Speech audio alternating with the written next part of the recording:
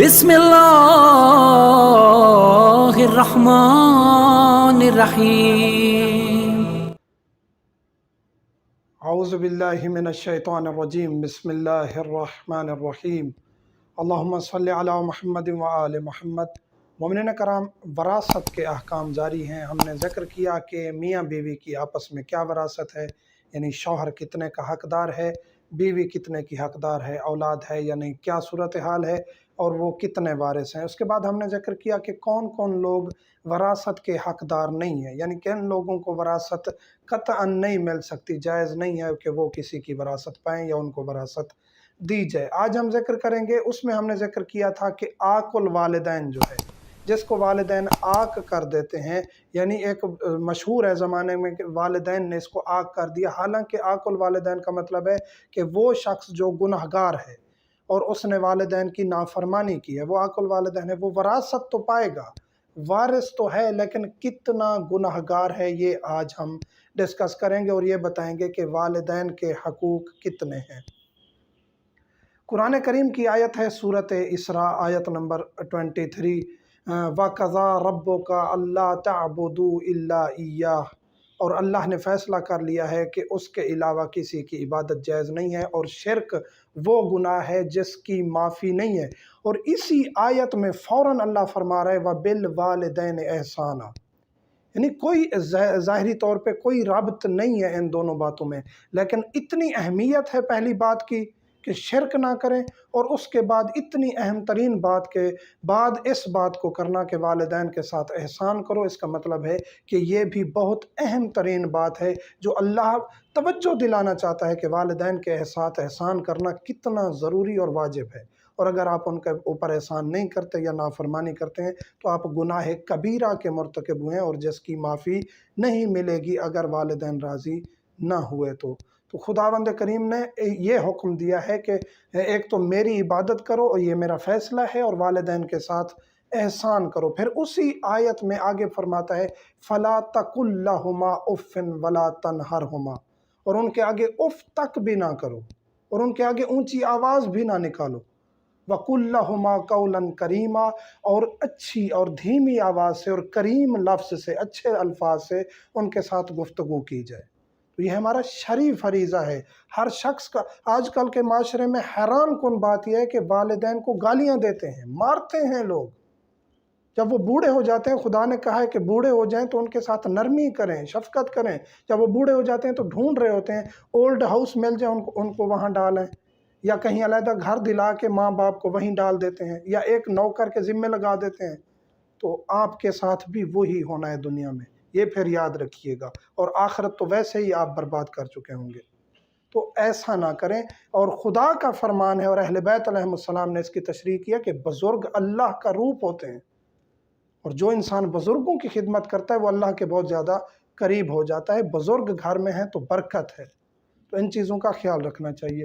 If بھی نہ کریں اور قول کریم سے بات کریں، یہ خدا کا حکم ہے۔ مستحب کام چھوڑ دیں اگر ان کی حق تلفی ہو۔ اتنا اہمیت ہے والدین کی کہ اگر وہ کہتے ہیں کہ بیٹا اعتکاف بیٹھنے جا رہے ہو اور ہماری خدمت کون کرے گا، تو آپ کا اعتکاف پہ جانا درست نہیں۔ آپ روزہ رکھ رہے ہیں، مستحب روزہ، آپ روزے میں خدمت نہیں کر سکتے والدین کی، تو پھر والدین کے لیے آپ کو وہ روزہ ترک کرنا پڑے گا۔ آپ زیارات پہ، عمرے پہ جانا چاہتے ہیں، پیچھے والدین کا خیال رکھنے والا نہیں ہے، والدین کہتے ہیں بیٹا آپ ہماری خدمت کرو، آپ زیارات پہ نہ جاؤ، تو آپ کا وہاں جانا جائز ہی نہیں ہے۔ یہ اہمیت ہے والدین کی۔ درجنوں روایات و آیات موجود ہیں والدین کی عظمت پر، والدین کی خدمت، چاہے والد کافر بھی کیوں نہ ہو، ان کی خدمت کرنا ضروری ہے۔ ہاں، جو چیز اگر وہ کہتے ہیں کہ نماز چھوڑ دو تو یہ ماننا جائز نہیں ہے۔ آپ یہ حرام کام کرو، شراب پیو، زنا کرو، یہ ماننا جائز نہیں ہے۔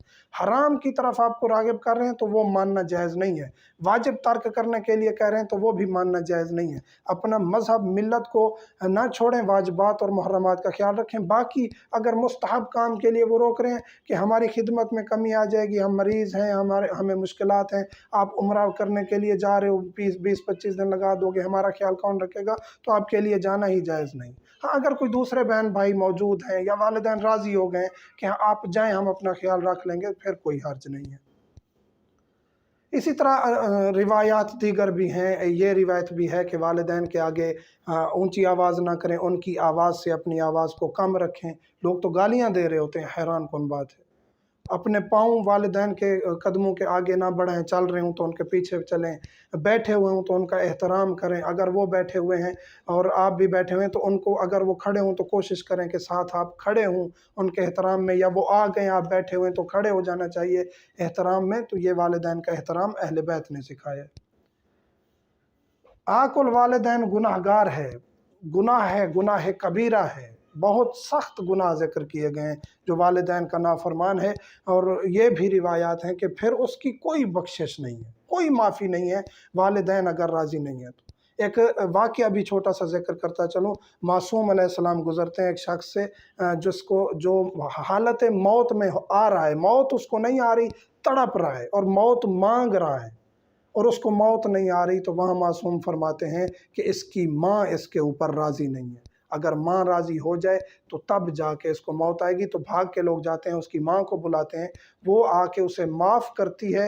एक रिवायत में यह है कि उसे माफ़ कर देती है और उसको मौत आ जाती है। एक रिवायत यह है कि वालिदा राज़ी ही नहीं होती और वो तड़पता रहता है, फिर थोड़ी देर के बाद उसको राज़ी किया जाता है और फिर वो माफ़ कर देती है, तो फिर जाके उसकी रूह निकलती है और वो उसको माफ़ी मिलती है। तो वालिदैन का इतना हक़ है, और माँ का तो वालिद से भी 3 गुना ज़्यादा हक़ है। पूछा गया मासूम अलैहिस्सलाम से कि वालिदैन का कितना हक़ है, तो उन्होंने फरमाया पहला हक़ माँ का है, फिर फरमाया किसका हक़ है, फिर कहा दूसरा भी माँ का है, फिर फरमाया किसका है, कहते हैं कि तीसरा भी माँ का है, फिर चौथी जगह पे फरमाते हैं कि फिर आपके वालिद का, बाप का हक़ है।